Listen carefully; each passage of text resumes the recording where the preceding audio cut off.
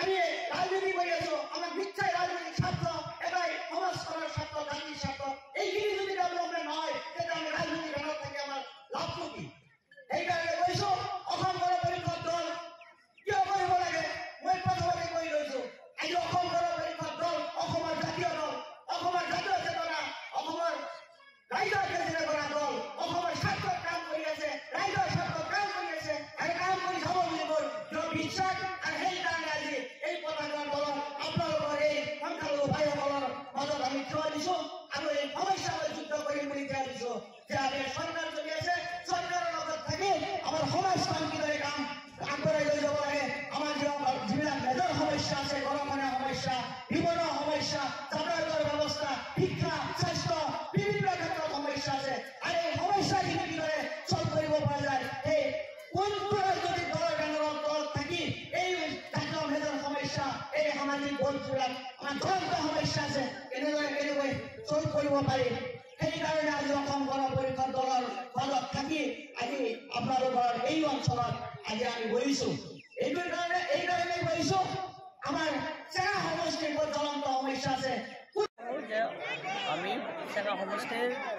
আমি ৰাইজৰ লগত আছোঁ আমাৰ ৰাইজৰ সমস্যাৰ লগত আছোঁ মোৰ মূল কথাটো হ'ল যে ভাৰতবৰ্ষ স্বাধীন হোৱাৰ পিছত আমি দেখা পাইছোঁ যে বৰপেটা জিলাৰ চেঙা সমষ্টিৰ অন্তৰ্গত যিখিনি আমাৰ ওচৰ চুবুৰীয়া যিখিনি আদাৰ বেকৱাৰ্ড ক্লাছেছ মানুহখিনি আছে আজি এই অঞ্চলৰ মানুহখিনি যিবিলাক সমস্যা আজি মেজৰ সমস্যা আজি গৰখনীয়া সমস্যা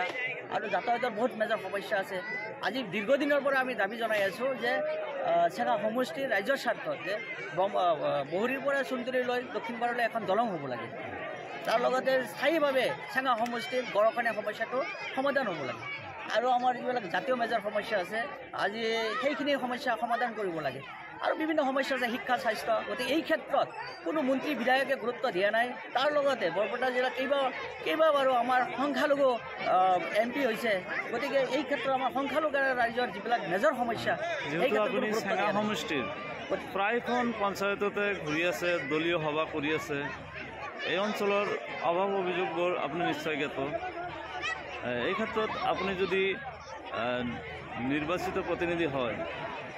আপোনাৰ ভূমিকা কি থাকিব না মই নিৰ্বাচন খেলাটো হ'ল ৰাইজৰ ওপৰত ডিপেণ্ড কৰিব মই আশাবাদী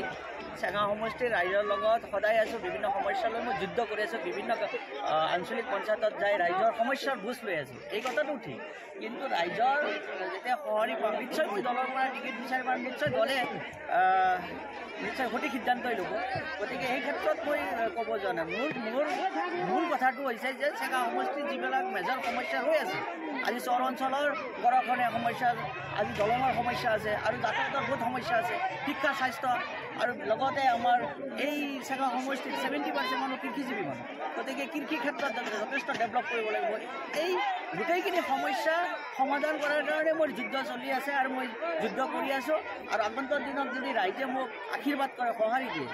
এই ক্ষেত্ৰত যদি মই প্ৰতিনিধি হওঁ মোৰ এইটোৱে থাকিব তিনিটাই প্ৰতিশ্ৰুতি চহৰ অঞ্চলৰ মাটিৰ পাত্তা স্থায়ীভাৱে গৰখনীয়া সমস্যা সমাধান আৰু দক্ষিণ পাৰৰ পৰা আমাৰ বহৰীলৈকে এটা দলঙৰ ব্যৱস্থা বাণিজ্যিক পথ সুচল কৰাৰ ক্ষেত্ৰত আমি দীৰ্ঘদিনৰ পৰা আমি দাবী জনাই আছোঁ কেন্দ্ৰীয় চৰকাৰ আৰু অসম চৰকাৰক যে চেঙা সমষ্টিৰ এখন বৃহত্তৰ দলঙৰ ব্যৱস্থা কৰি দিব লাগে আগতে